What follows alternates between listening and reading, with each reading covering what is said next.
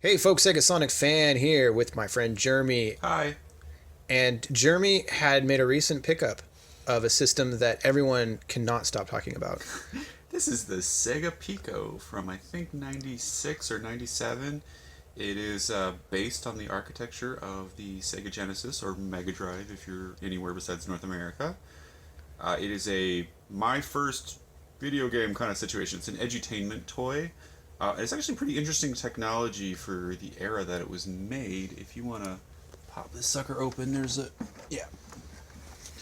So it is a tablet with a stylus pen, and you can just scribble on this. And there's actually supposed to be like a little sticker on the front of this. I think that's not here, but it doesn't matter. It still works. It's just cosmetic.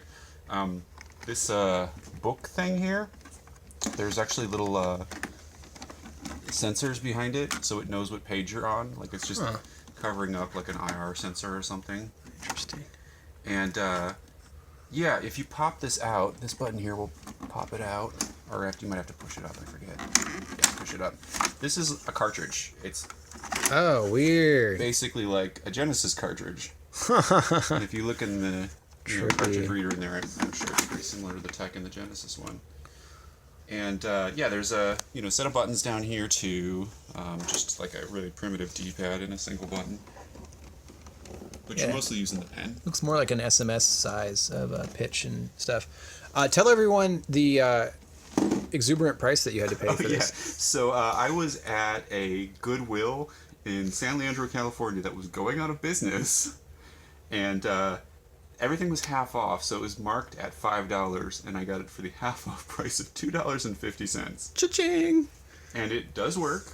It uses a normal Genesis Model 2 power supply, that same super common adapter. It is a mono composite video only, but it's basically a crazy edutainment Genesis, and we're gonna look in the guts and see exactly what it is all about. Yeah, we're going to crack this sucker open, and I'm curious to see what similarities it has to the Sega Digio Picture Magic, I believe it was called.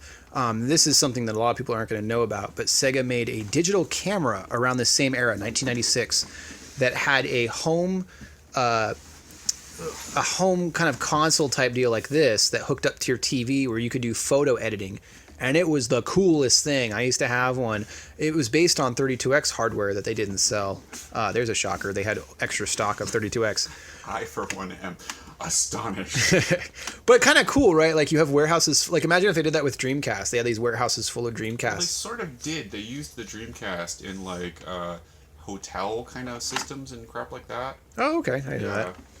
Did not know that. They recycled. I don't think it was an entire board, but I think they took chips off of it and like built in with like a new PCB. They built in like this is your entertainment in the hotel. Like you've seen the same thing for like Nintendo 64s and crap. It's that kind of a deal.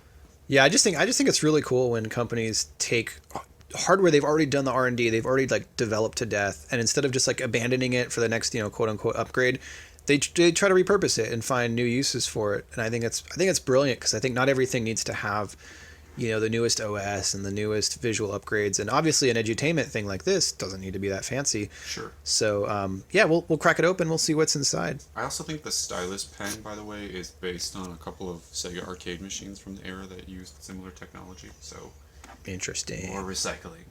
Well, stay tuned. We're gonna make a part 2 of this video where we'll crack this open and show you the guts.